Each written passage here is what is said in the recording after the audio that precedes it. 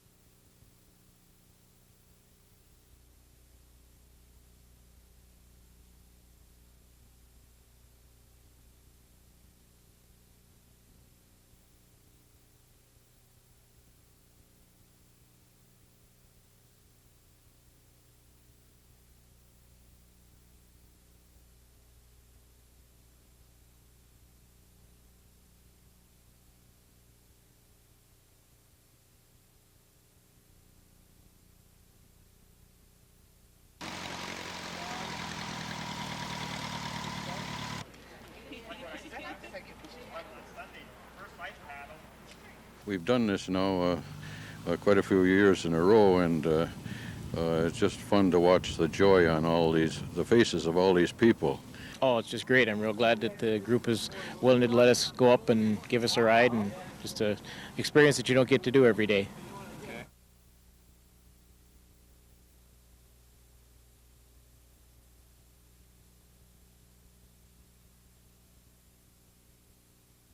Shut down in 1976, the Arrowhead Refinery in Hermantown will finally be cleaned up beginning next spring.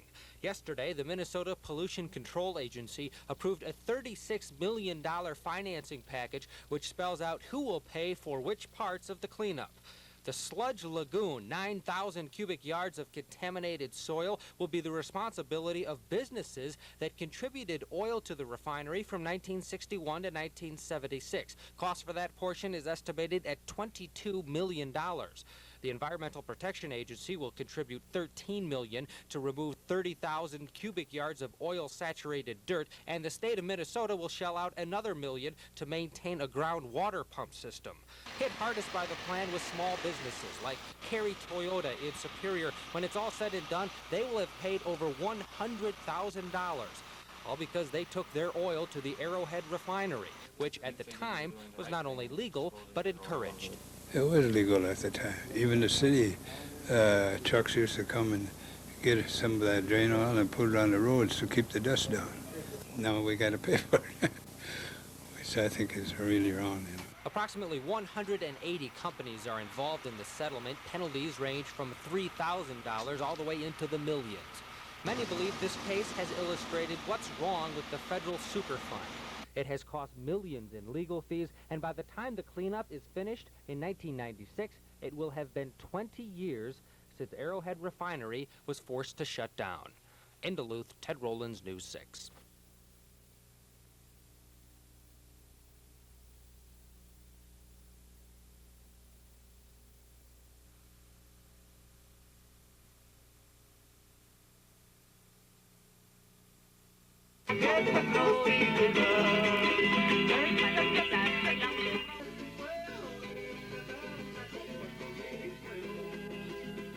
And I believe our women who are the life givers and the raisers of most of these children, the parent, we have many single parents in all these communities of color that are women, and that they work really hard to remind their children and give them a cultural identity and a belonging. And that's hard to do when you walk in two worlds.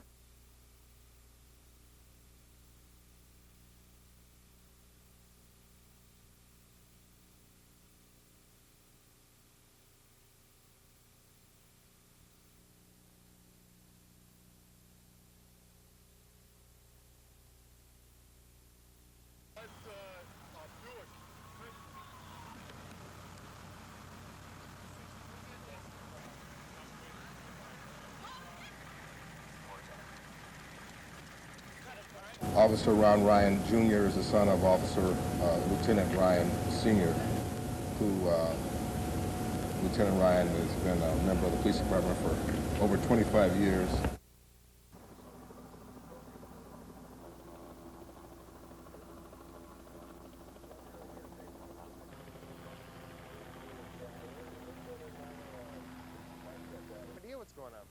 strange.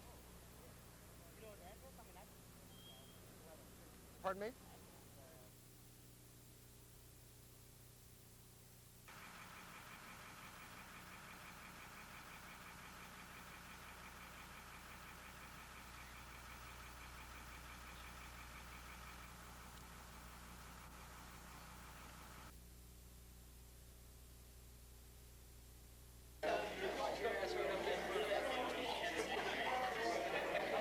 Yeah, I think I might, because you got one to my, you're kind of right where I'm.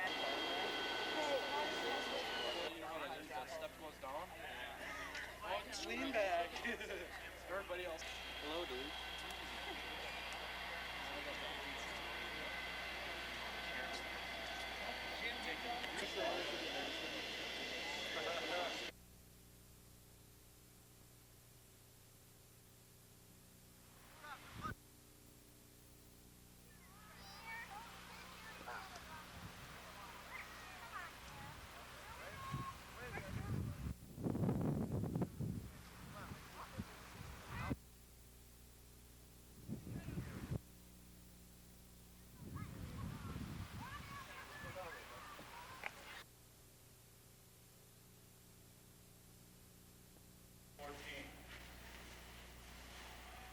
During that time, we made some fun on the way, and but the other 71 counties in the state and all. For questions from the audience. So the questions are going to be given orally. You do not Use this community of, say, Amacon Lake. sheriffs of 13 counties that met in Hayward. Most of these kids are 24-hour hold. A longer time to respond, so you will be sure. To date, we've had 4,691, or correction, 94 contacts of various kinds with the citizens of Douglas County. That's so far this year. I don't know, contacts like that, you can't understand why they're saying we're not doing it.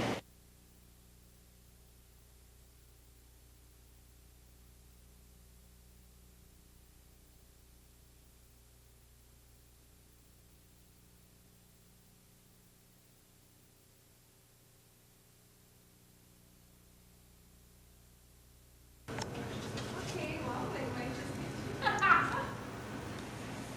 Looking sorry. Last year, I just love this building. Now, who did the decorating? And go through a 40-hour training program. So the training is pretty extensive. Very extensive. We deal with all the types of sexual assault, teach them communication, crisis intervention skills, have a number of community people come in and talk about what happens in the court, what happens right after, immediately after a sexual assault has occurred if a victim goes to the hospital. What questions do investigators ask and why? So it's a very comprehensive training program that we offer. See in crisis intervention where we reach thousands upon thousands of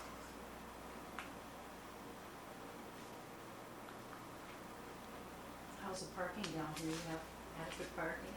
better than I where we can't were believe before it. at the Ordine building.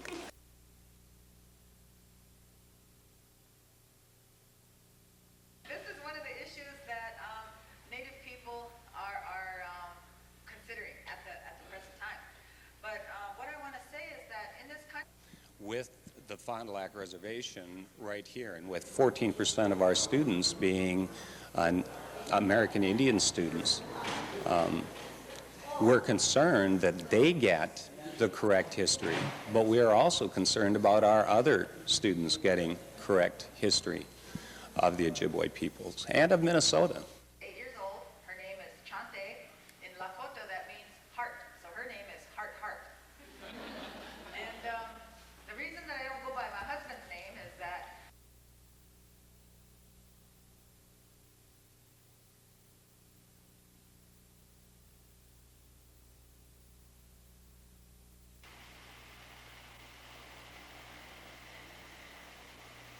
Question.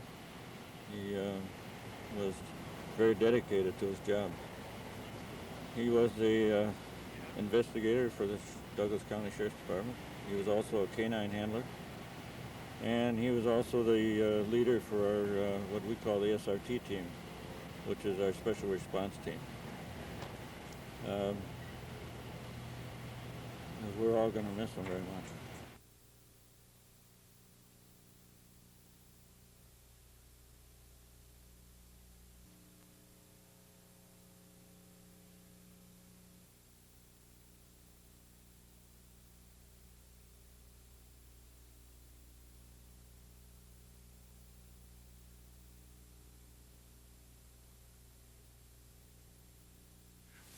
Basically, we're waiting for some information to come in. We're hoping that the vehicle is found somewhere or something turns up. All the background investigation we've done really doesn't indicate any reason for him to be taking off voluntarily.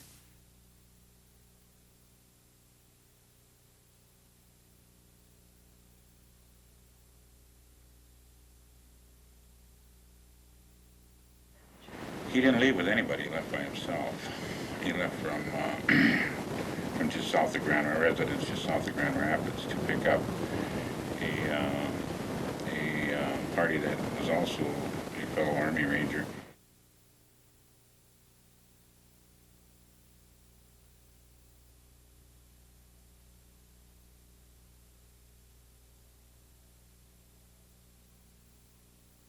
Think Mom would see it.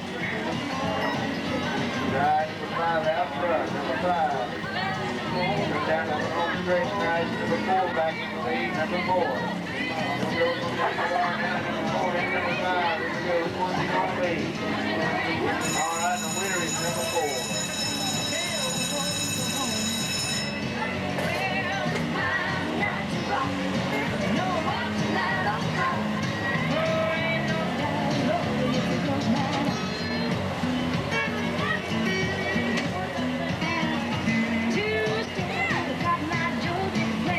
Come on, step right on up over here and play goofy ball. Take 25 cents to play it, 25 cents to win it. I didn't win last night. Yeah, put your quarter on your favorite color. If it hits your color when you throw the ball in there, then you're a winner. You can win any one of these small ones right up here. Any one of them will do it for you.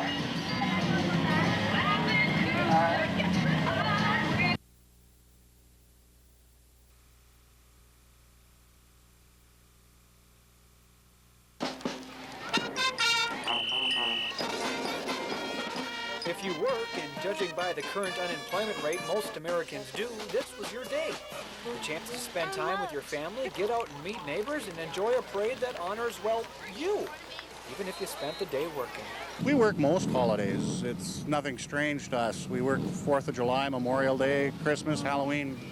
Every holiday they have, we're out here working. Labor Day is a day in which all American employees are honored, but in Cloquet and many other cities around the country, Labor Day takes on a slightly different twist.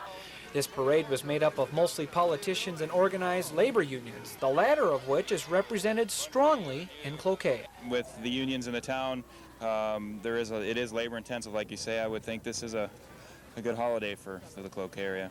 We're certainly very pro-labor. We're currently involved in a labor struggle ourselves, so I think it's very important to make the people aware of the fact that Cloquet is a very strong labor-oriented community, and it shows by the people that are here that labor has quite a bit of support. According to some town residents, the stronghold of unions participating in the annual Labor Day parade in Cloquet was far greater in years past. Every factory had a float, you know, the individual floats for every factory, but now they don't. They combine them to all unions, you know.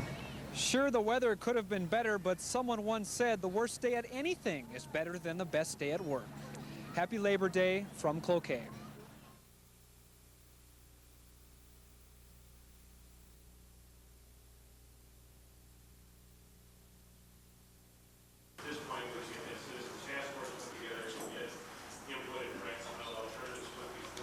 Because I don't want the rest of you to experience what I've experienced. That phone has run steadily, and the people are angry, and when they've approached me on the street or in the mall, they're mad.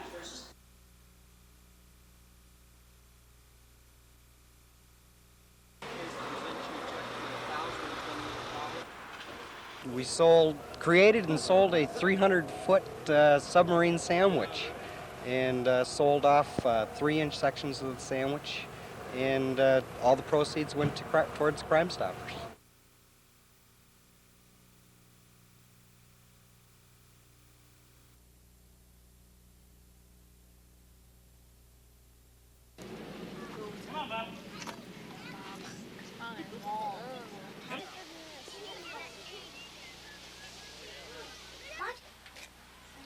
What?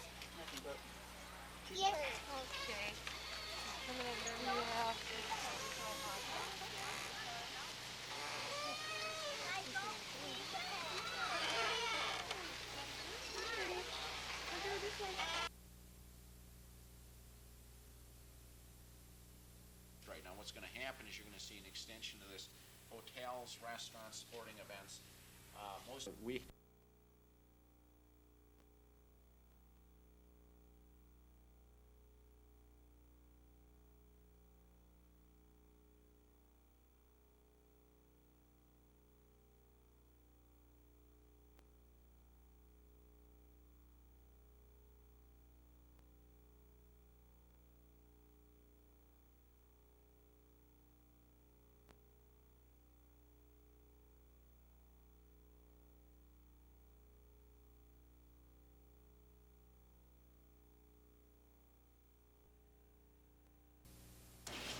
Hi, my name is Greg Bourne, Jeff Tax, Duluth Coalition for Term Limits. I'd like to present that to you. And exactly what sheets you have here.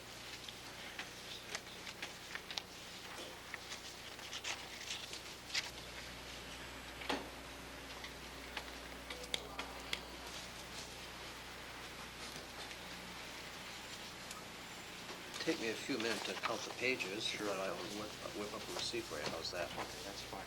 Be patient. And I want to say that this young lady right here is one of the nicest employees I've ever encountered. Oh, every that time doesn't I come get in here, that she has doesn't a cut smile. anything. She gives great service every time I come in here. You get great service. Thank you.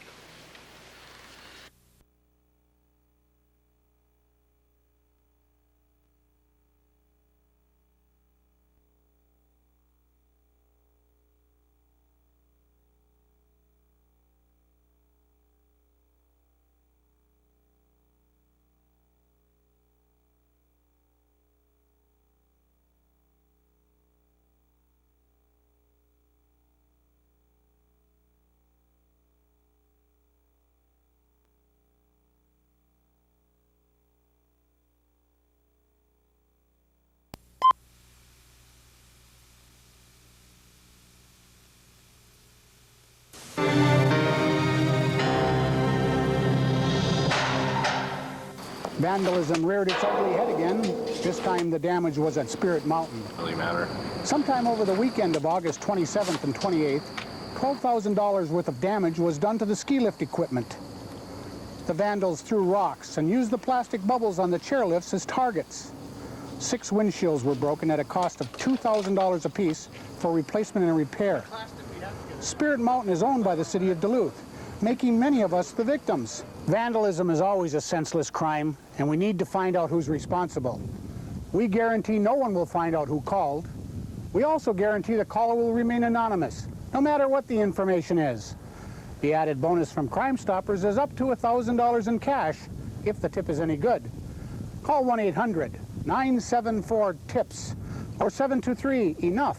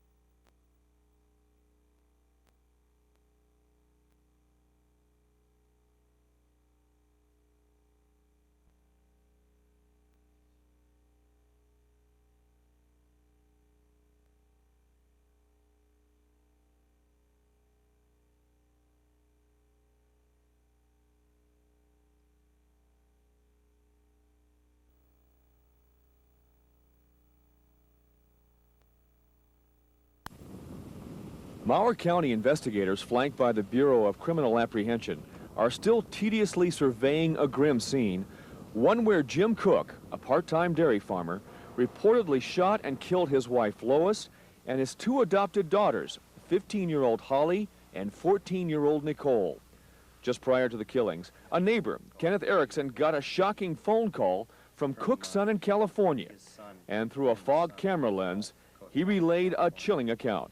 And he told me that my dad told me to call you, and that his dad had killed his wife and two daughters, and that he was going to kill himself, and that I was supposed to call the police. Cook did turn the gun on himself, dying later en route to St. Mary's Hospital in Rochester. Racine is a small town of only 300 people. Everyone is a neighbor to the Cooks, but no one saw this coming. They were like perfect. They're just, I mean, they were fun. They're nice people, like normal people like you'd see at the street. You would never ever imagine that it would be anything like that. It's kind of weird. What's needed now are some answers. Why did this happen? When we're finished with this, I'll have all the answers that I can humanly provide. And that's, we've got children in the house dead, and they deserve that. In Racine, Minnesota, Jim Marsh, KARE 11 News.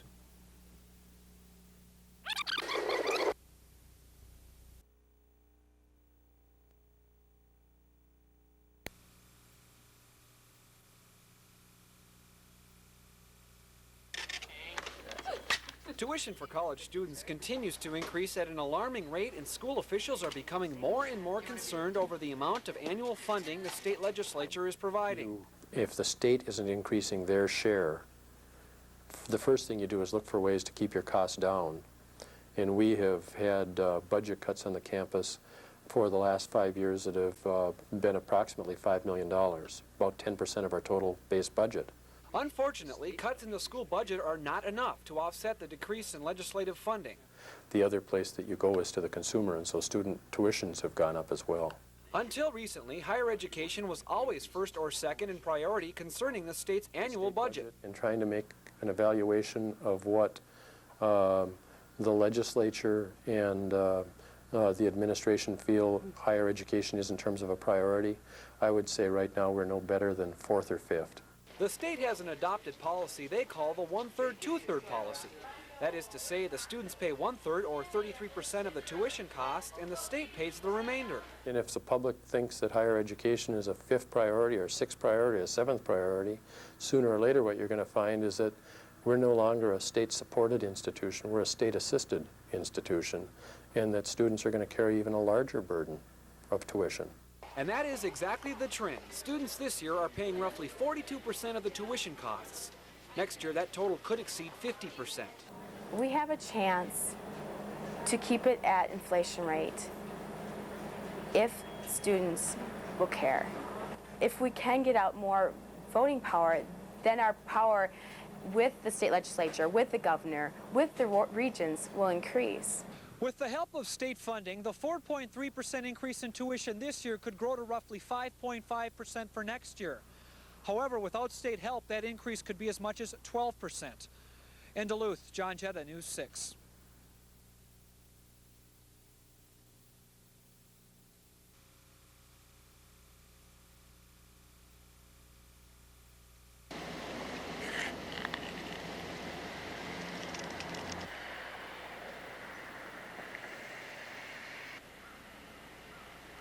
No, this isn't a little BB. This isn't those little silver or gold BBs that you see. This is it's described as a 177 caliber pellet, and so it's pointed, and it's I think it's about that big. It could do some damage. Well, sure it could. It could be fatal. Safety, and I'm looking at what the DNR curriculum is. We're looking at we've studied for that is, and you have to decide: do you want strict penalties for some of these things? Then you have to make sure that the prosecutors in court. Guns go to reduce crime. Do you believe that would happen? A further restriction of handguns, would that reduce crime? To some extent it would.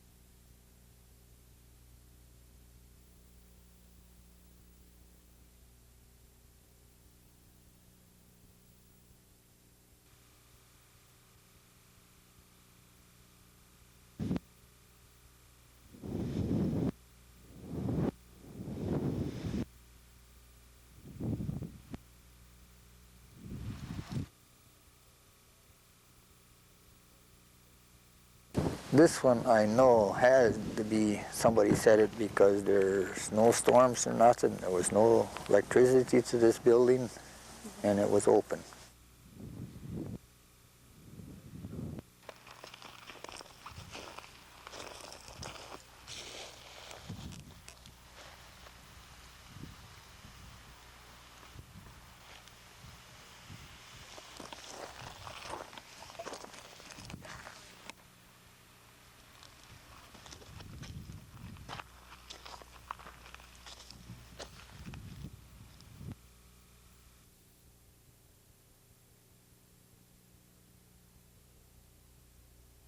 Older boys. So we're 46 to do the lower side of 4th. Even the rain couldn't slow down this group of determined scouts. Can you help us with the food for Cub Scouts? Troops went knocking this morning for Share's Scouting for Food drive, a community effort to restock area food shelves. They have fun doing any of this stuff. We've done highway cleanup projects, we do the food share program, and they enjoy anything where they can get out and have fun and help people. And that's what today was all about, giving another family something more. Scouts and volunteers collected just under 20,000 pounds of food, some of it delivered by the truckload. But Scout leaders say it's not about how much was collected, it's more important kids realize why they're doing it. Well, we kind of teach them that, you know, there are people out there that need help, and that's what the Cub Scout program is about, is helping people and doing your best out there. And parent volunteers say they hope Scouts will bring home a new appreciation for the things they have.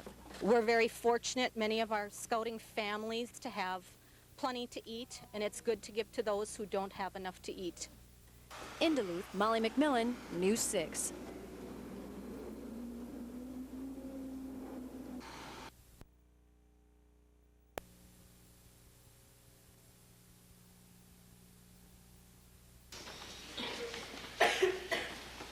Christopher T. McKay, Robin D. Easton. The students that will be receiving awards tonight are last year's freshmen, sophomores, and juniors, and there are 93 of them, and then last year's seniors received theirs last spring, and there were 33 of those.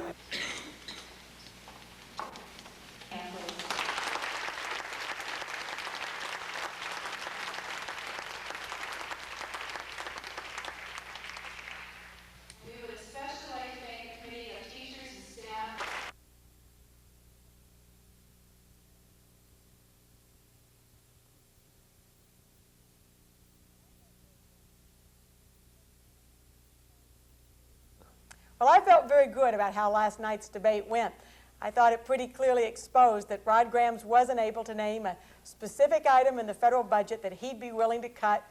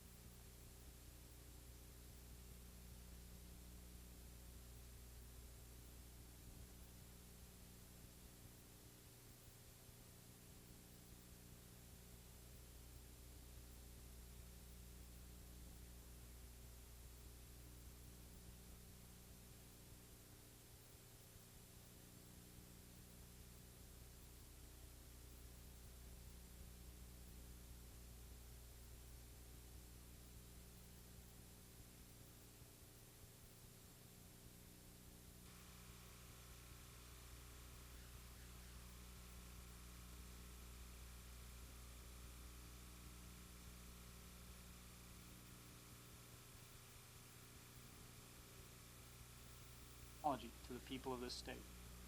This is not an isolated incident. It's bad enough that the money went to his sister, his business partner in the convicted cocaine deal, but this is part of a larger pattern of conduct in this administration that has to be stopped, if Wisconsin's traditions of clean and open government are to be maintained.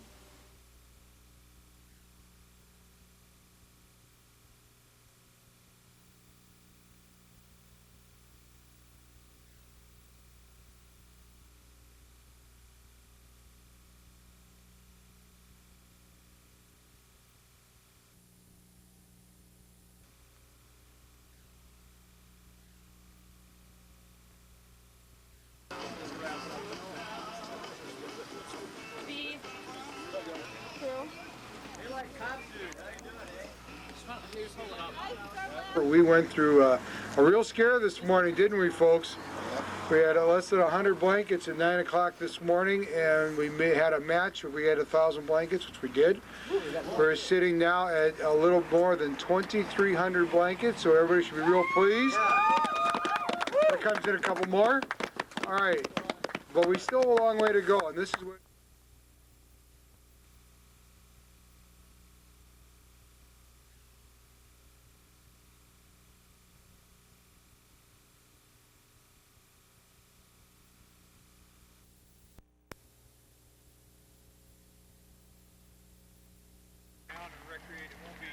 Maybe on the sides they can get their volleyball net back up.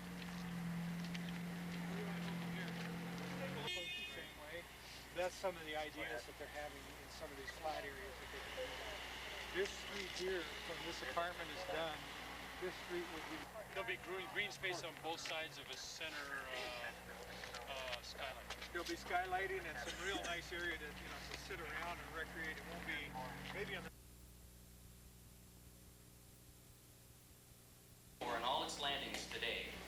The Grand Union, 1907 until the Revolution, this flag of Queen Anne. No difference. Look into their eyes. Whatever period of service they have served, you will see tears for fallen comrades. You will also see tears for a lasting peace of prayer. Look into their eyes and say to the veterans how great we are as a nation, that we remember veterans.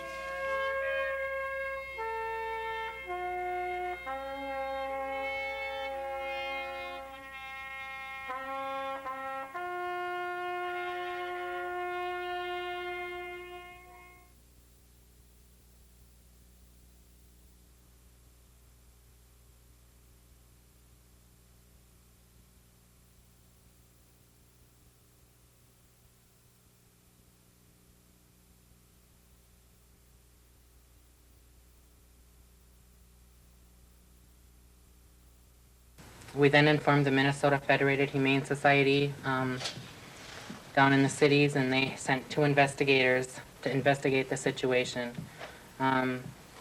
We then obtained a search and seizure warrant to remove any and all animals from the premises.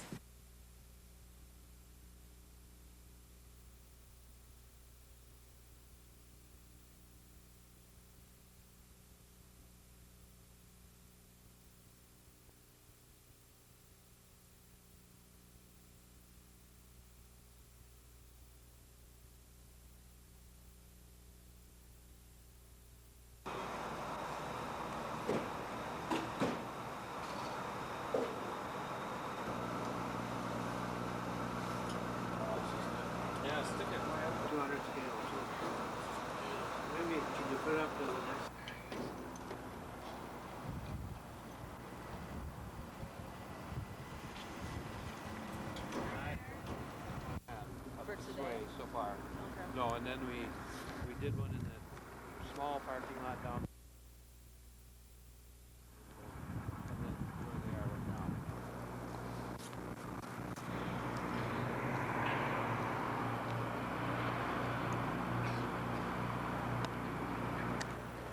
You hit a void? Like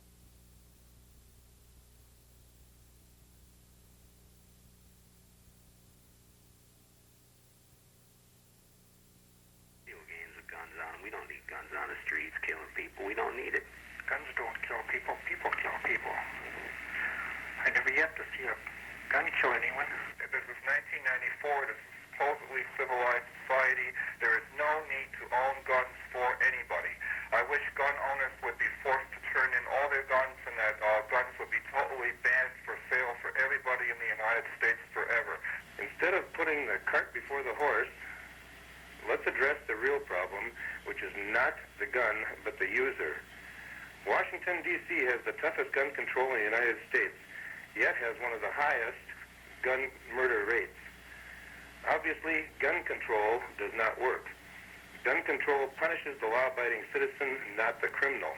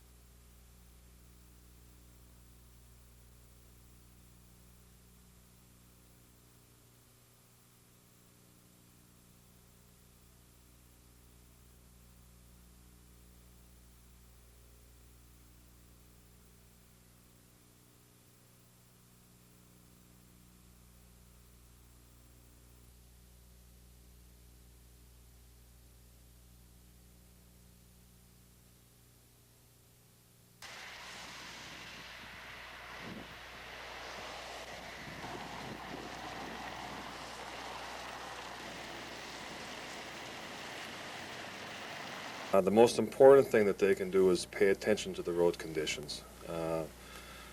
When they pull out of their driveways, you can tell whether the roadway is slippery or not. And if it's slippery pulling out of your driveway, chances are it's going to be slippery on the road.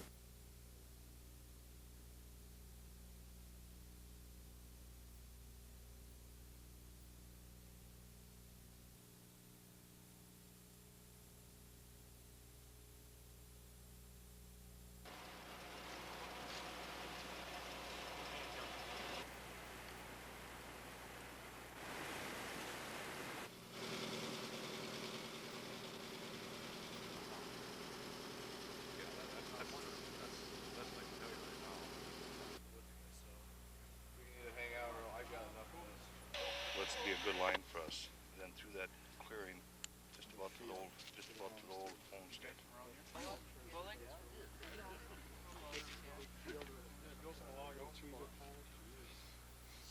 Because I'll be on that line. As soon as I get that, I'll call you and Sydney and say, okay, I'm at the Logan. So we're going to do this in one sweep, though.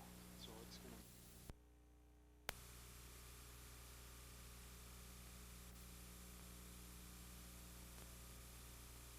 He in the second place led him. Opened up a little bit of a margin here.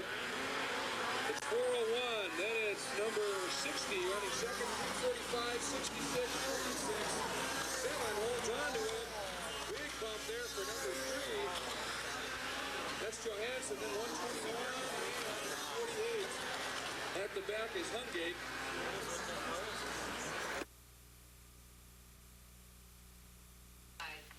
We have the first item is minutes of the budget meeting September 26th. I understand construction hammered to the administration of the city of Superior, Wisconsin. Unless they make some changes, it's absolutely vetoed. There's no question. They either have to cut some of the new services and some of the standard services, or they have to create that new revenue. For the year 1995, and authorizing and directing a tax levy to be spread on the tax roll of the city of Superior for the year 1994. You received a communication from Finance Director Nelson.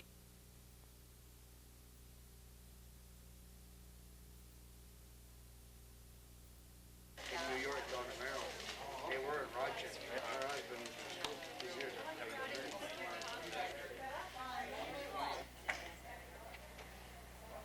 Initially, there was shock about this all happening. Some people panicked and thought, oh my God, what am I going to do?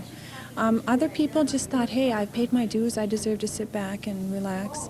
And all of those are appropriate responses. What we're here to do is support how those people are dealing with the change. And to try to smooth the transition.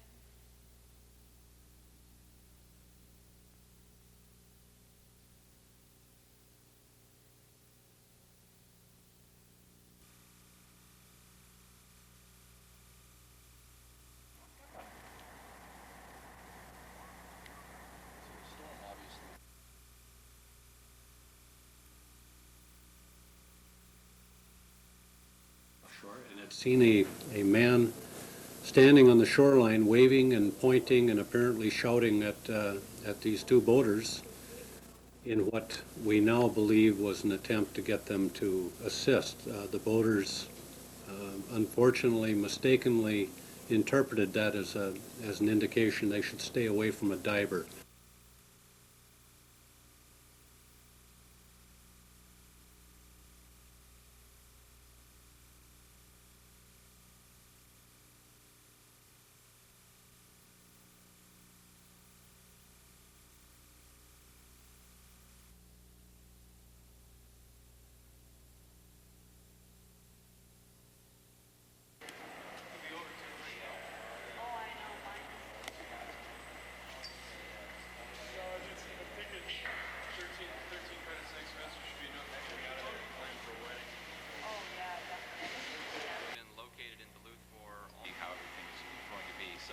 Probably not nervous or frightened.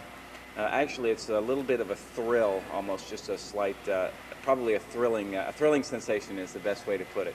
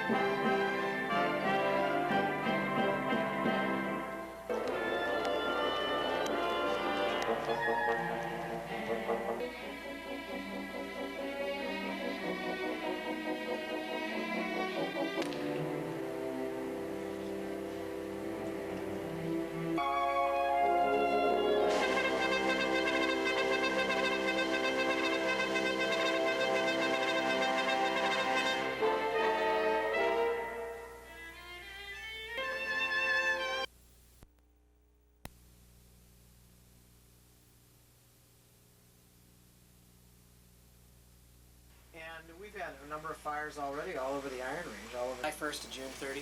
Okay. We had 4 big apartments. We had the plane crash in Hibbing. We had 4 apartment house fires here in Duluth, flooding on the Iron Range, and the list goes on and on and on of the number of fires and disasters that the Northlands experienced. And I have no reason to believe that this year won't be just like last year, to be very honest about it. Oh, yeah. People have so much stuff. Well, I'll tell you first, they had the flooding on the Iron Range, and we immediately spent $60,000.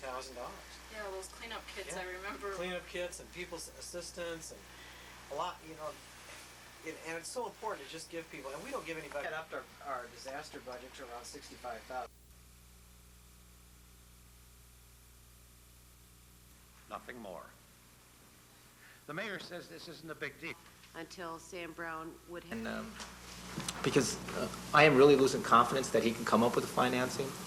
And if we can spend $1.8 million plus on our investment in public improvements in the sense of land acquisition and so forth, and we can spend that money, and I'm a member of DETA and member of the City Council, have no clue if Mr. Sam Brown can come up with the $9 million to build this outlet mall. So, in one sense, I don't have the members of DETA who have been involved on a long-term basis, associations with him, reflecting the fact that we saw and entered into the development agreement that was approximately $2.2 million to serve in that development role. The development agreement out and look at that. I'm just not sure without looking it up. I would really like to know, because we do have some concrete timelines that we can look at right now, and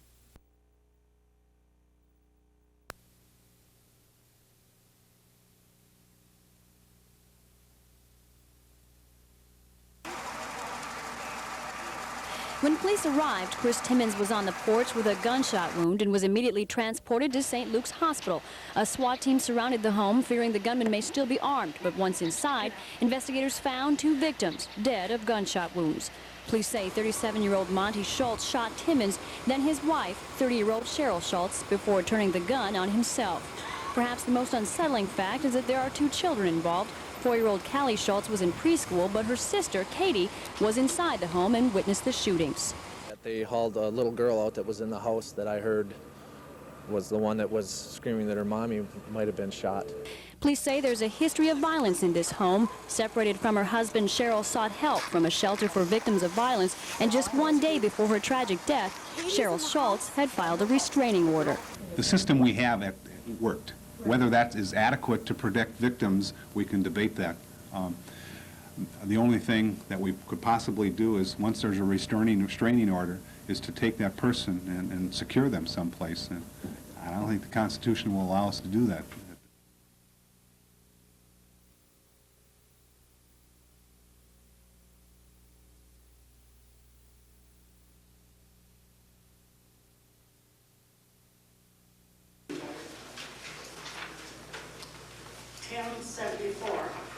Source. We're very hesitant. Yes, thank you, President Talarico. Your goal is to have what you have. Yes.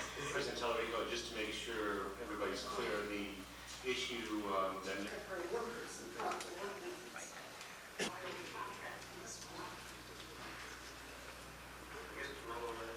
I guess what it was. 11, approving the proposed amendments to the specification for the civil service classification of measurement supervisor.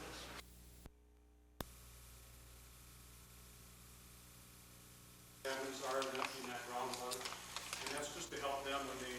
As they're out doing things, the role of the health department... That essentially allows the lead to settle out, so that can be separated and disposed of, and leaves a fuel that can be burned or sent to another refinery and reused.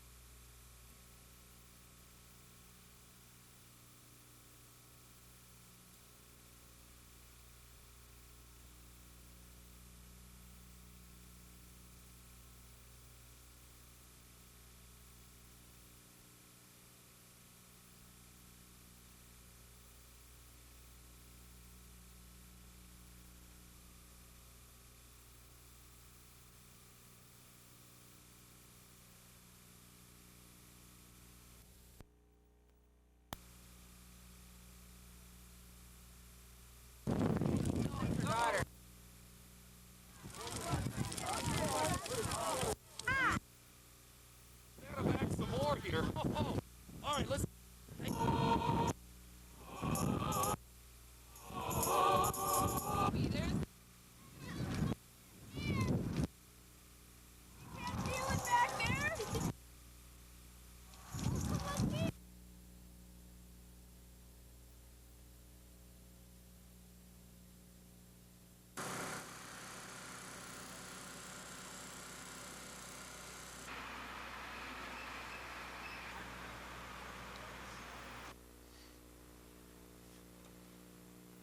We have received a number of calls.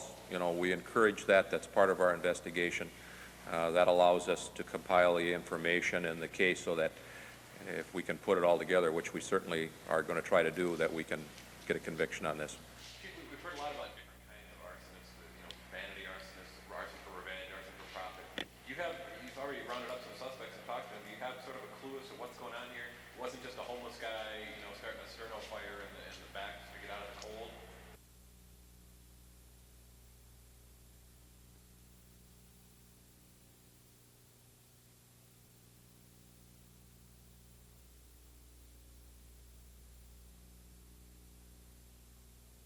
Well, this plan is basically here since 1992.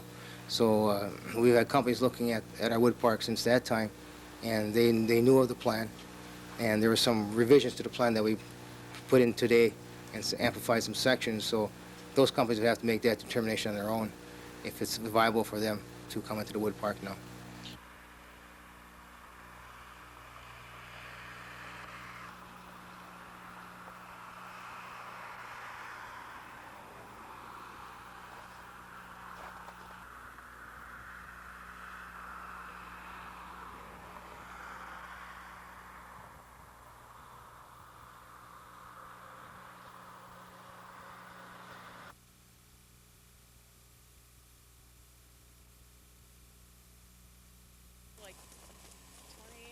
If Mother Nature cooperates, these footsteps on the North Shore Trail will soon be trampled over by the paws of hundreds of sled dogs.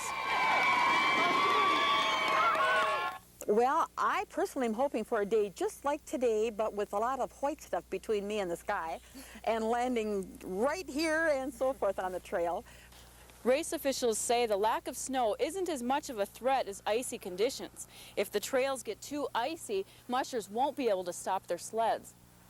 The number one concern that we have is dog safety. And if we make a determination that the trail, anytime between now and next Sunday when the race is scheduled to begin, is unsafe because of it being too hard or too slippery or too bare or whatever, and that the safety of the dogs would be jeopardized, then we would make some decisions about the race based on that. In the meantime, Bear Grease officials are preparing contingency plans of possibly eliminating some checkpoints or stretches of trail. And of course, everyone is watching and waiting, hoping the weather changes direction soon. We're hoping that they find beautiful, white, fluffy snow. On the North Shore Trail, Gina Katzmark, News 6. Well, they're just traveling the trails.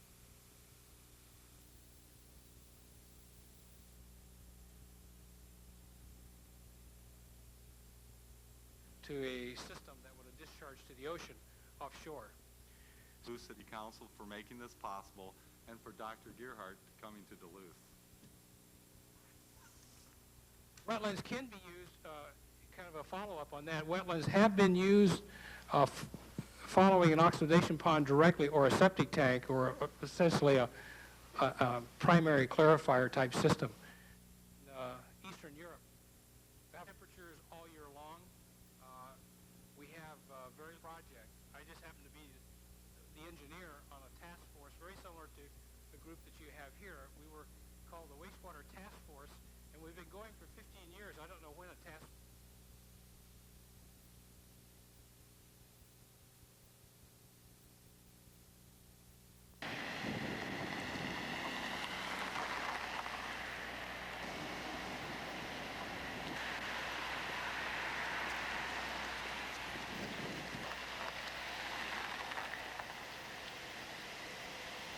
And being so cold yesterday, we've had quite an increase of a lot of people calling for frozen pipes, which we have another fellow's number that we give out for that. A lot of people with heating problems. We're replacing boilers today.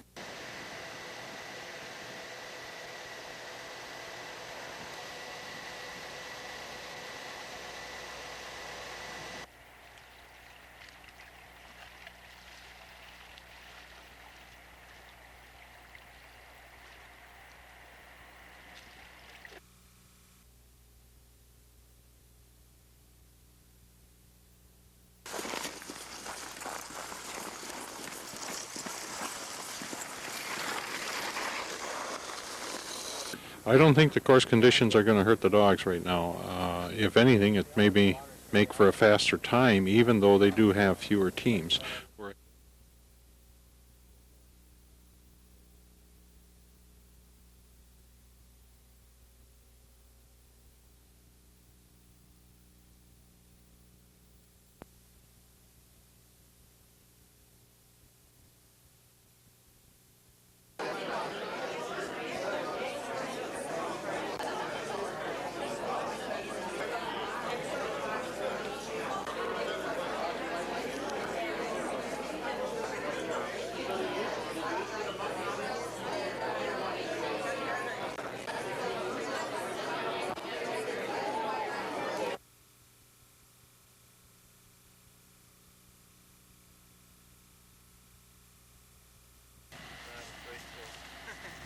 Should have combed my hair.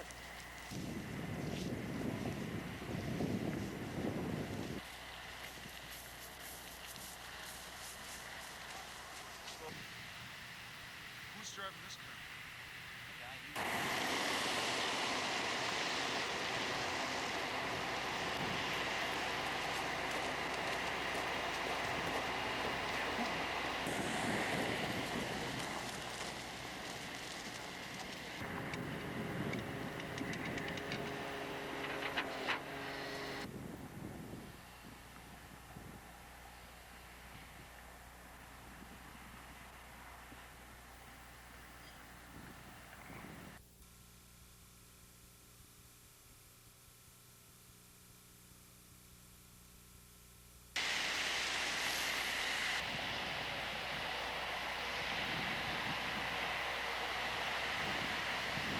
Well, historically, when we have roads like this, we've got dozens of different types of crashes, and I think this morning we had like 4 in this general Duluth area, none of them involving any injury, or at least 4 reported, and a few more down south. The roads got a little better as you went further south, so that's pretty successful for us.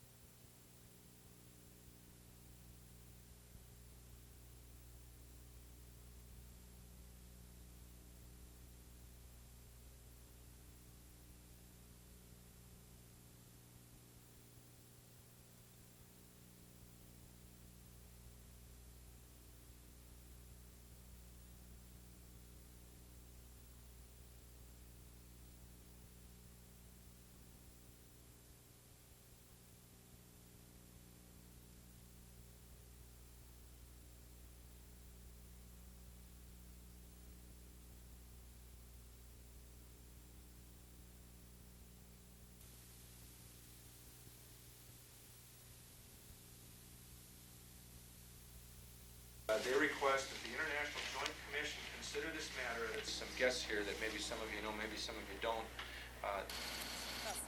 The MPCA reps started poking holes in it with a screwdriver, and we just opened it up right then. The Prime Minister's office in Canada.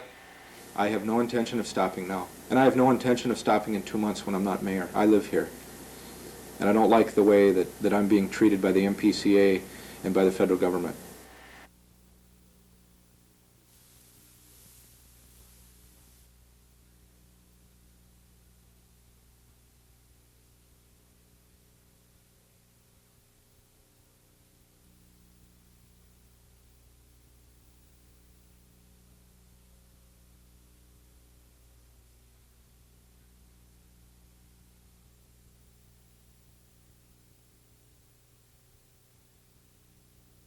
Girls take up 3395. Any discussion about the calls they were sitting there saying, Last week I asked the fire.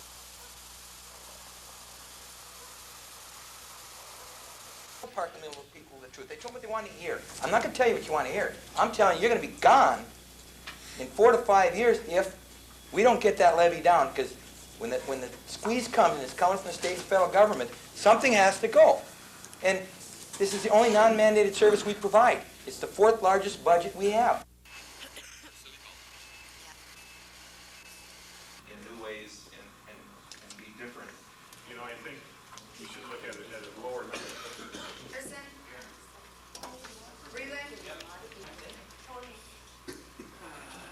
What I wanted to explain here, Larry, turn on your mic.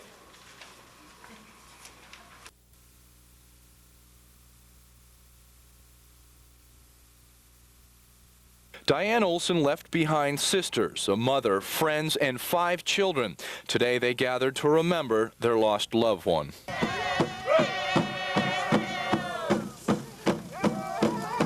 It has been 12 days since the body of Diane Olson was found on this spot in the antenna farm. She was found frozen, wearing only her underwear. She had been shot in the head with a hunting rifle. Family members say they will not forget the horrible way in which Diane Olson died. We come here as a family and we're having a gathering for her with other relatives and with friends who've known her. This is just not to forget her, not to forget she was the person that she is greatly loved, and she is missed very much. The day after Diane Olson was found, police arrested 2 men in connection with the shooting, 25-year-old Mark Thomason and 23-year-old John Dioria. Dioria, however, was released 48 hours later after no charges were filed. Thomason is being held on another conviction. Police have said charges will be filed, but they have not said when.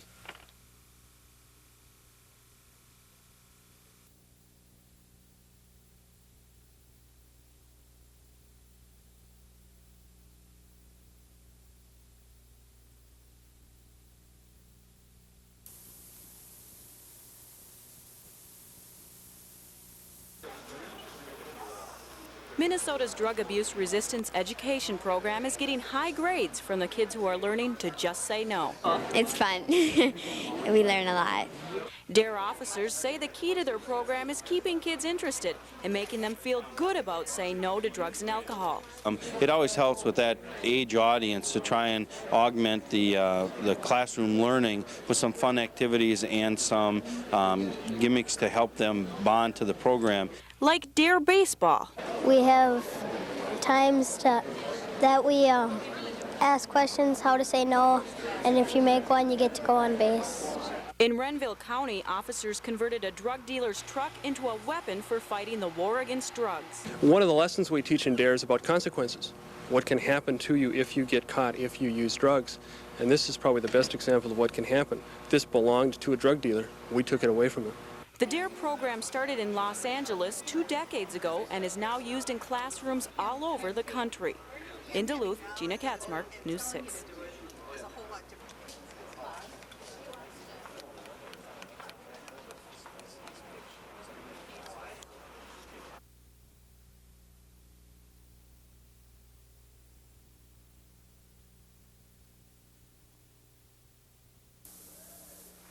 At the halfway mark of the contract with America, Republicans point to passage of these bills in the House of Representatives.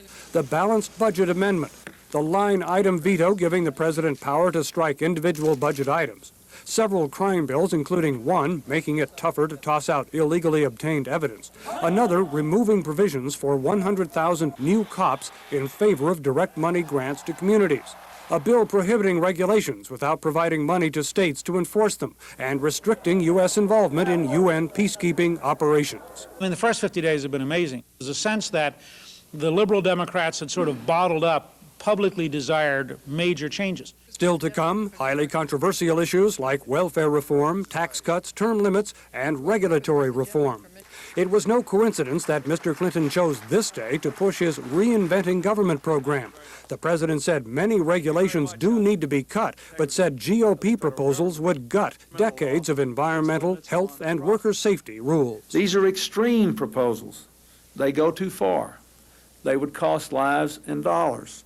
In the audience, a man whose son died of poisoning from uninspected infected meat, and people saved by automobile airbags. Reform, yes. Bring it on. Roll back, no.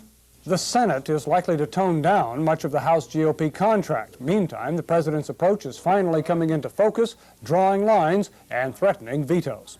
Sandy Gilmore, NBC News, Washington.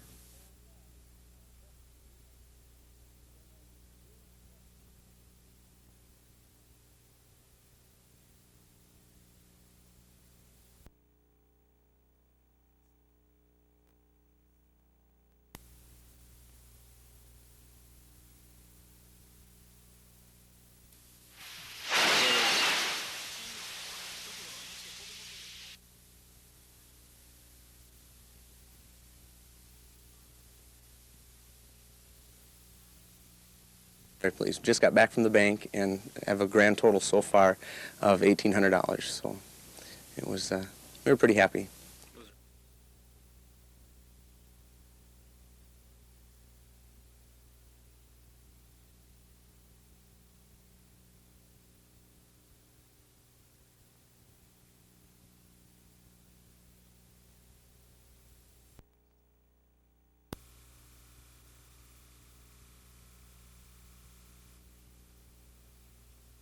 Nearly a year has passed since the day Adama Brooks was found motionless at the bottom of a West Duluth swimming pool.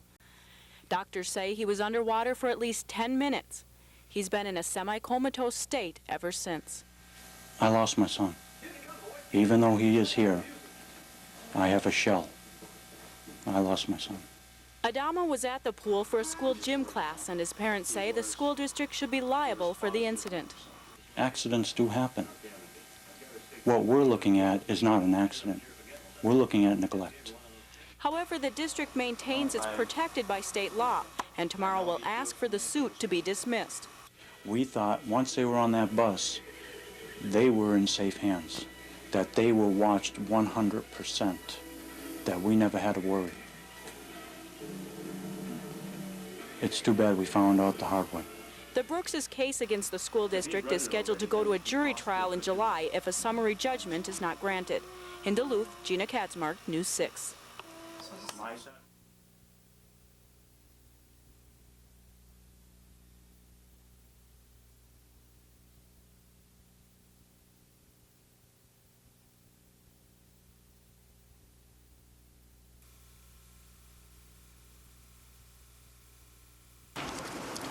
Then not to find him, his friend found him.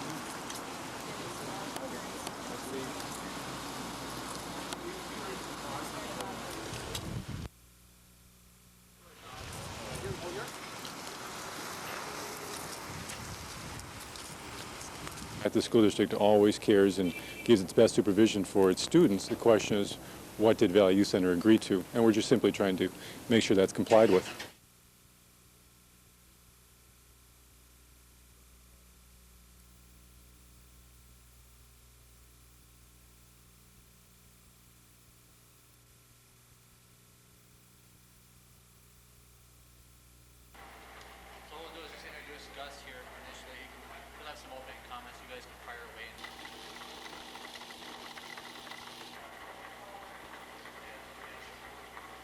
Is the difference between this hall and what casino gambling is. Profits from this hall, from the Harbor Lights Hall, Bingo Hall, go back into the community in the form of donations.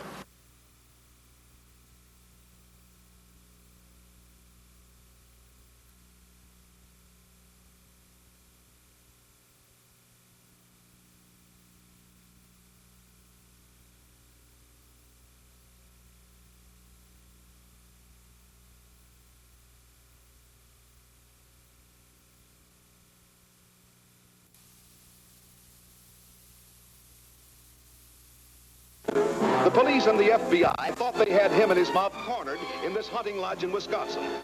The Little Bohemia Roadhouse is still in operation today. Dillinger was here with Babyface Nelson and the gang. They were playing cards in here the night of the attack by a big oak tree and 2 pines 500 yards north of Little Bohemia. It could be something for the real treasure hunters to search out. 50 expert treasure hunters from 3 states came together at our invitation for the first organized search for Dillinger's loot.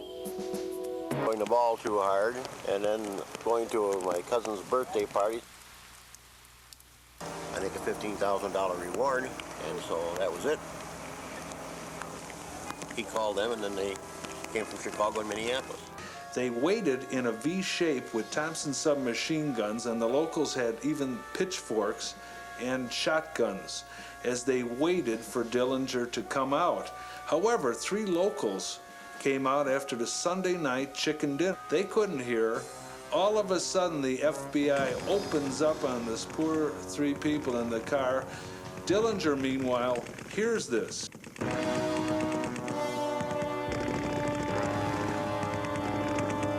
And by this time, Dillinger's had a good Biograph Theater in Chicago.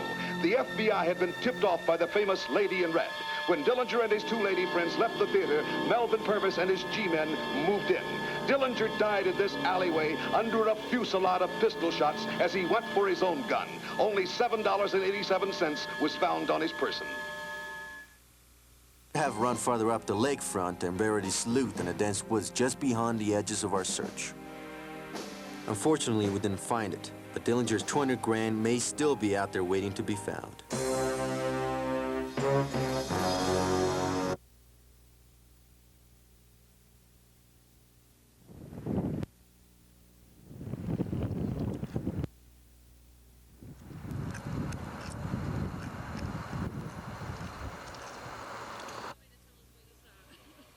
I seen the ice open up, and I went out and threw him a rope so he'd get his gear off. He made it down to the point all right. Is he screaming for help? Nope. I just went down and helped him.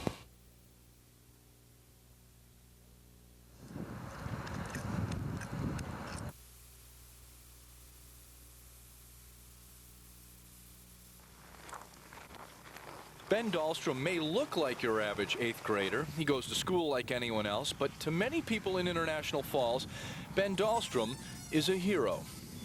It was last fall. Ben and his uncle John Mitchell were on their way to go deer hunting near Baudette, but there was a deer in the middle of the highway and their car slid off the road into a ditch. It was then that Ben helped save his uncle's life. And we must have missed it, because I must have hit the windshield by that time, because I was out. I don't remember. I remember bouncing around, and that's all I remember. But John Mitchell, who lost the use of his legs in another accident 18 years ago, was hurt badly. He had smashed his chin, broken his ribs, sustained a concussion, and bruised his liver. Ben was hurt too, a bad gash to the head that later required more than 50 stitches and a broken arm. But Ben's concern was for his uncle. So I went to the other side and asked him how he was. So then I just figured, well, I said I was going to go get help because I wasn't just going to sit there.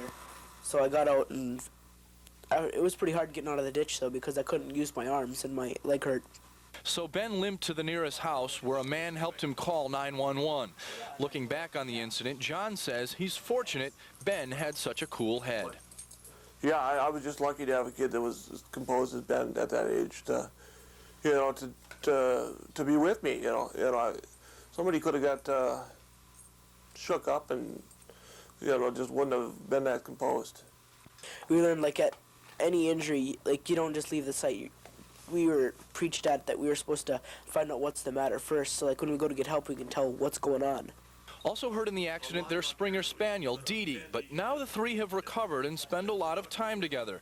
John says the accident has brought them closer together, that Ben, by saving his life, has created a bond that never existed before. In International Falls, Bill Lunn, News 6.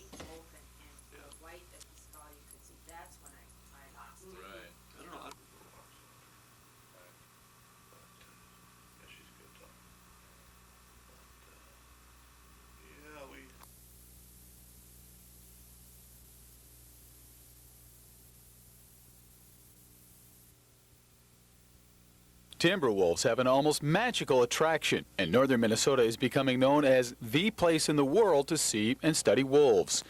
This week, the International Wolf Center in Ely is hosting a World Symposium.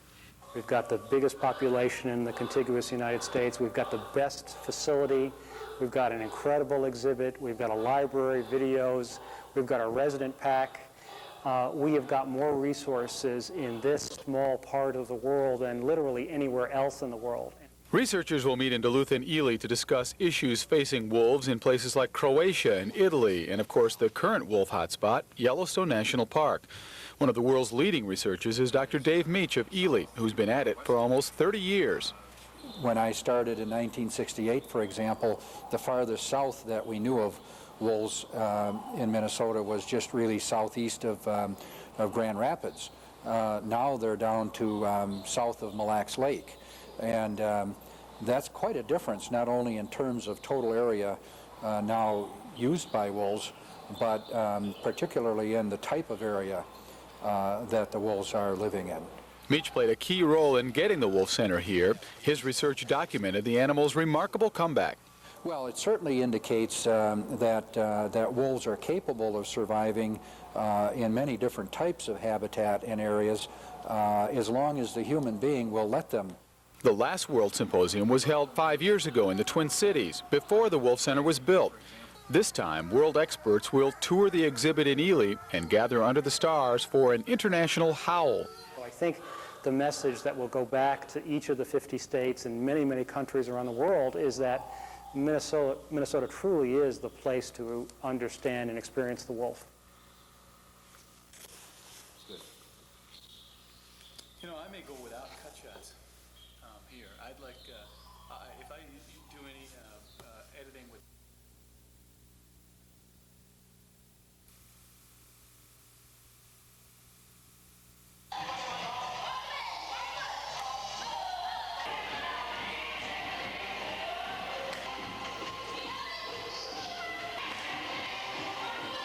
It's for them to have fun and to be participating whatever way they can.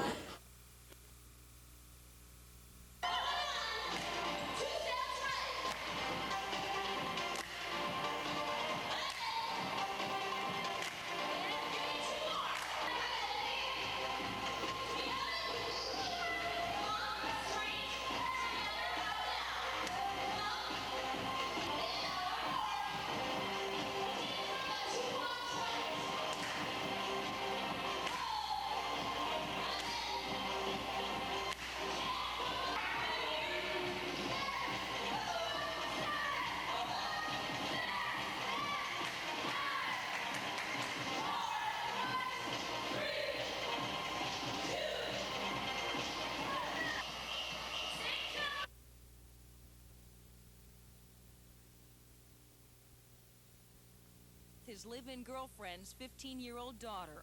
The dispute centered around the use of a telephone. A little 4-year-old to death. And in this case, a lot of the experienced police officers are very upset. I mean, they're asking themselves the same questions you're asking me, why, and how can this happen at this kind of an age, and we don't have an answer for it. The father, the girlfriend, and the mother were different. Odd is that after the stabbing, the suspect ran down the hallway, pounding on doors and screaming for someone to call 911. When arrested, he showed no emotion. What happened inside this apartment complex in St. Paul last night has officers baffled. A 14-year-old babysitter, a cousin of a live-in girlfriend, takes a pocket knife and stabs a little 4-year-old to death. And in this case, a lot of the experienced police officers are very upset. I mean, they're asking themselves.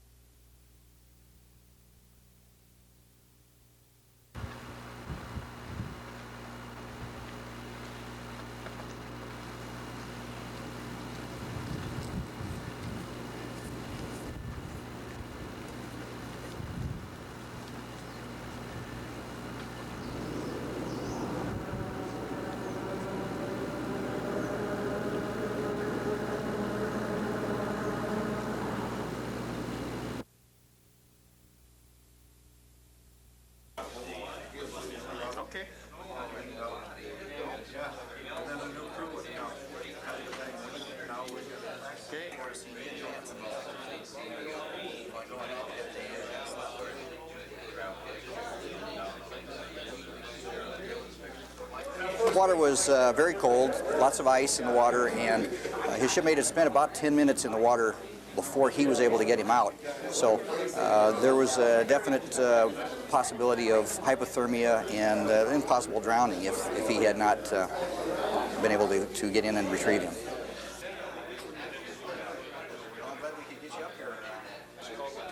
How many awards have you gotten?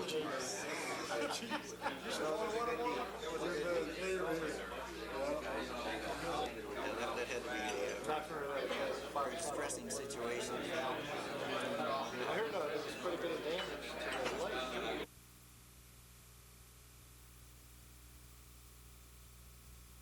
Here, hopefully they will feel and do feel a part of it, a part of the project. $6,611 for their project.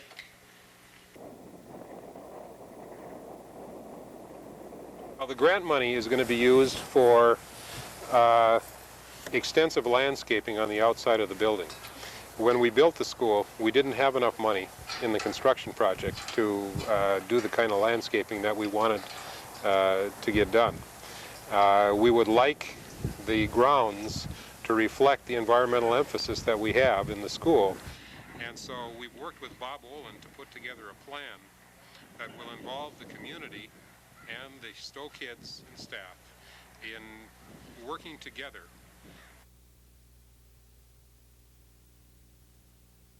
People are excited about winter's an event. I mean, this time of year, winter is. It's a great idea. If you want to do that next year, give us a call. Did it really get cold where people didn't come out? So we had a very consistent year. Temperatures allowed for good skiing every weekend. Our major weekends of the year, which are Christmas, Martin Luther King, and President's Day, were all record weekends. So believe it or not, it was a record year, and we're very excited about that.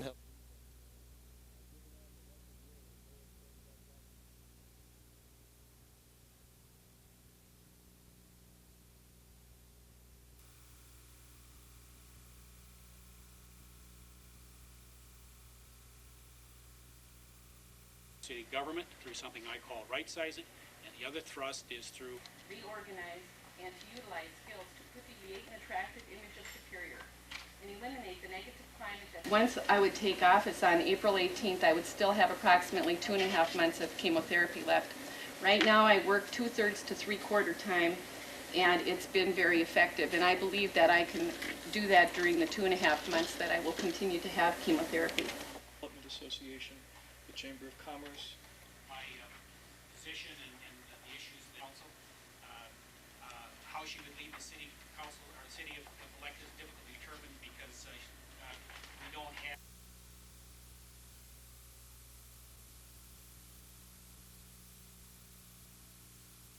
Because you've got all the Democrats on your side, and there are a number of moderate Republicans in the House. Yeah, but they're looking type of financial resources, and I mean, because any piece of environmental legislation right now is being watered down so heavily that we can't just take a weak version of any bill right now. A lot of the freshmen. Yeah, the freshman representatives.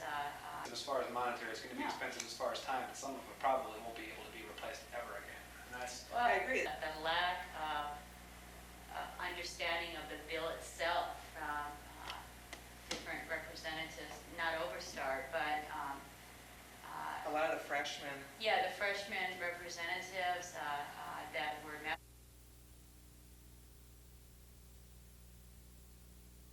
Passively stand by, and that's the reason for this rally today. It's the beginning of organizing. Don't want to sink our tax dollars in USS Des Moines. Whether or not this ship was ever used in war, its purpose was originally one of destruction, violence, and death. Bringing this ship into Duluth and inviting tourists, particularly children, to play in safety on its decks is a thinly veiled invitation to celebrate militarism and the values of warfare.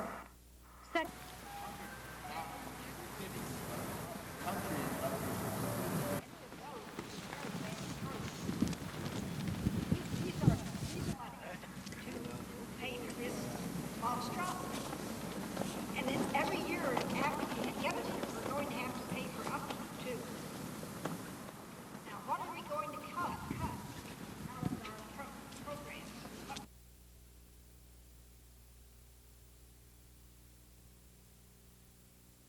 It was October of 1990. Harold Maynard, a submarine pilot working for the Corps of Engineers, went to the bottom of Lake Superior, found barrels, his Geiger counter started clicking, so he moved in closer. He says he was getting readings of low-level radiation. He went back up to the surface and reported what he found to Army Corps officials. The minute he opened the hatch, the Corps of Engineers guy in charge was standing there, and he says, "Is it what I think it is?" And I said, "Yeah." I said, "I got a nuclear reading." And I handed him the Geiger counter. But MPCA and Army Corps officials say what Maynard experienced was a malfunction of the Geiger counter.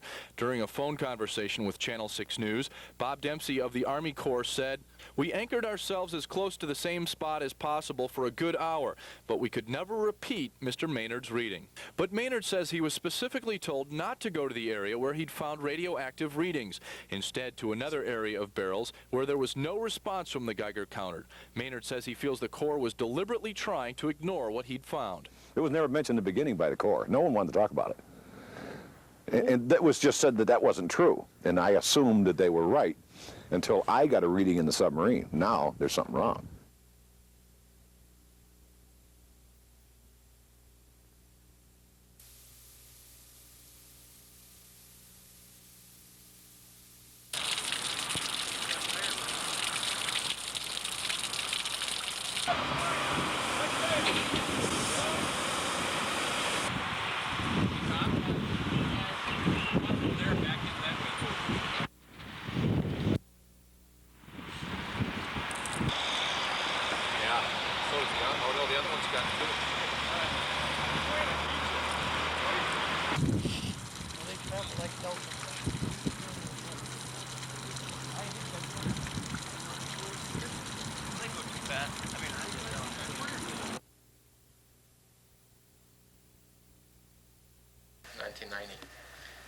And it's interesting to note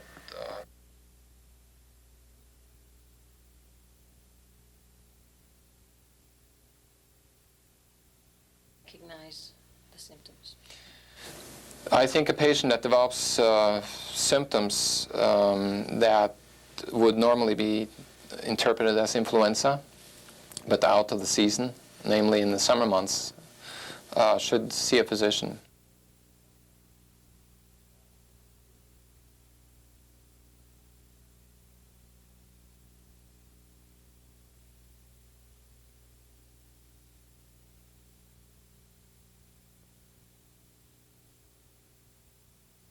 The classified ads are a common place to look for a job, but now police say people need to be careful. A Duluth company called AKE Safety Equipment is under investigation after complaints from applicants who say they've been ripped off. This classified newspaper ad promises a management position at $9.25 an hour. But one person who tried to get a job here tells us not until you pay them $155 and sell $2,000 worth of their equipment. A task, she says, that's next to impossible. We found out that we would make $9.25 an hour as soon as we got done with the, as soon as we sold $2,000 worth of their stuff, which is, I mean, the prices of their stuff is unreal. This woman lost $155 in various fees she paid to AKE Safety Equipment during her application process. She tried to get the money back and was told that was impossible. Police looking into the matter say it sounds like a bait and switch. Well, a bait and switch is basically what's considered a fraud technique. It's not a crime in most cases, although it can be. It is frequently investigated as a consumer fraud by the Attorney General's office. Whether or not that applies to this situation, I really can't say. The company has an office in the Board of Trade building on 1st Street. We went there to find out for ourselves, but a voice behind the front door told us to go away. Well, we've had several complaints from people who say that they've been ripped off by your business, and we've also talked to the police department. Can we come in and talk to you? You don't want to say anything. Meanwhile, the young woman who tried to get a job says this experience has put her further in debt and made her less likely to trust people. And I feel pretty awful because he took advantage of me, because I went to him for work, you know. I went there to pay off my bills and, you know, to pay off my debts, and they put me more in debt. Police advise people to read a contract before signing it and to realize what people tell you and what they really mean can be two entirely different things. Bill Lund, Channel 6 News.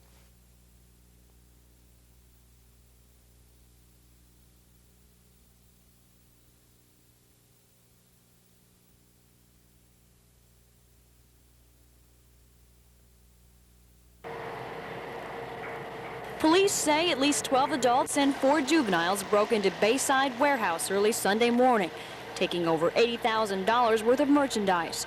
A neighbor told police she heard something suspicious while windows and jacuzzis were being loaded into 4 semi-trucks.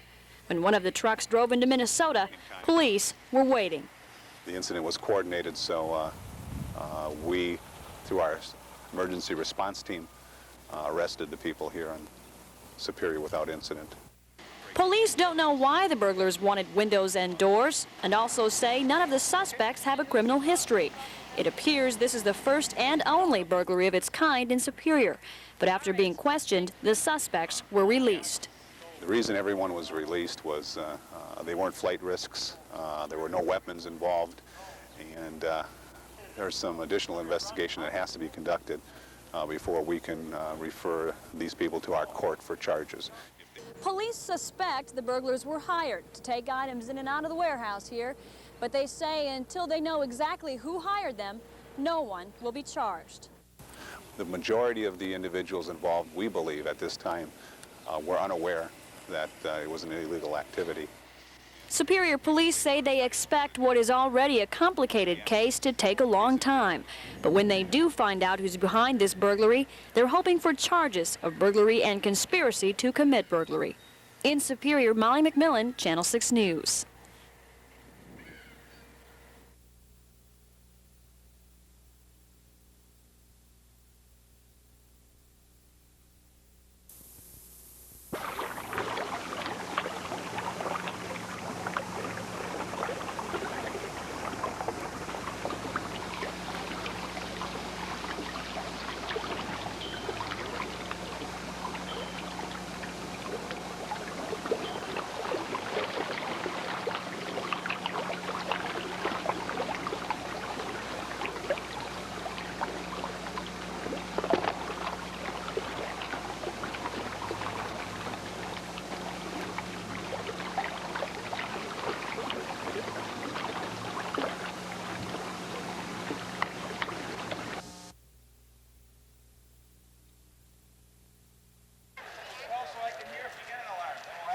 fast. Up you go.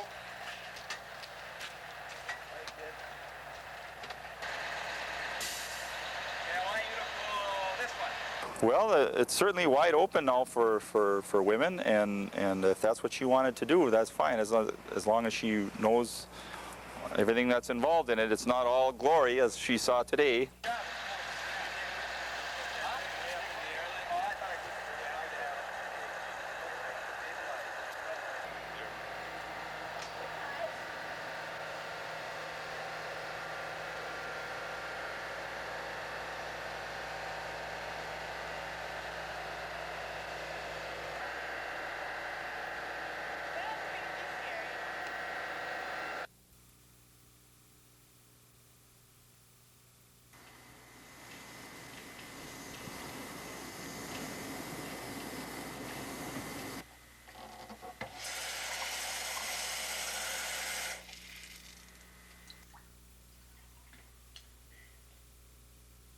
Sampling of treated water from water supplies around the country has shown cryptosporidium and giardia in up to 50% of the water supplies in the country using surface water.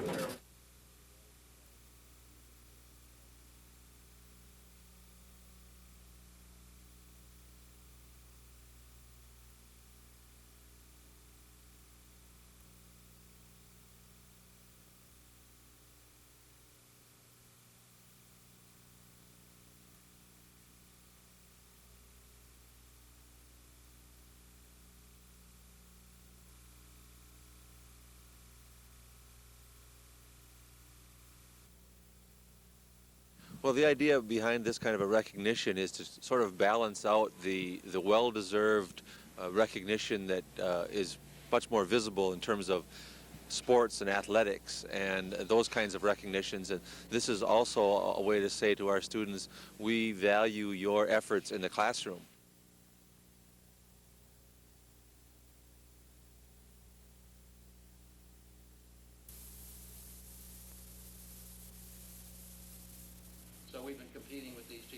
Over the last 2 weeks, Minnesota Power has made big changes, selling 3 Duluth-based businesses.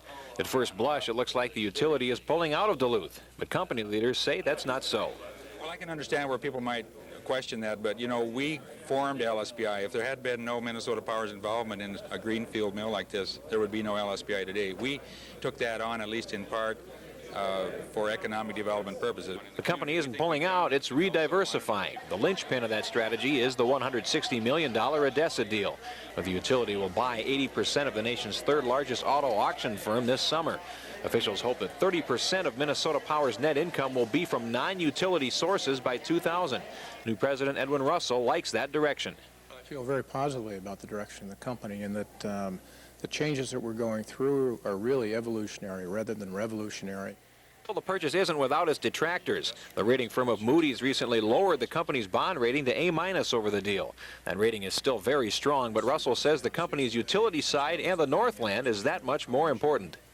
Building on the reliable electric utility, which is so critical to everything in terms of what our foundation is, to me it's an exciting opportunity to be. In Duluth, Jeff Pappas, Channel 6 News.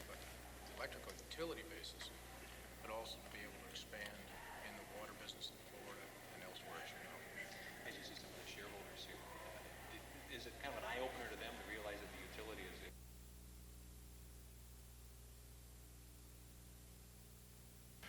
And there will be a vote probably on Friday, and that helps small business by allowing them to pool their deal based on age. I hadn't at all until we're very concerned about that, and that may have significantly changed some Democratic vote to vote for it, but we're still hopeful that we can convince the Senate to look at particularly those areas that amount to cuts and benefits to workers. What's the first step in getting labor together on it? It sounds like if the Teamsters support this bill and you don't,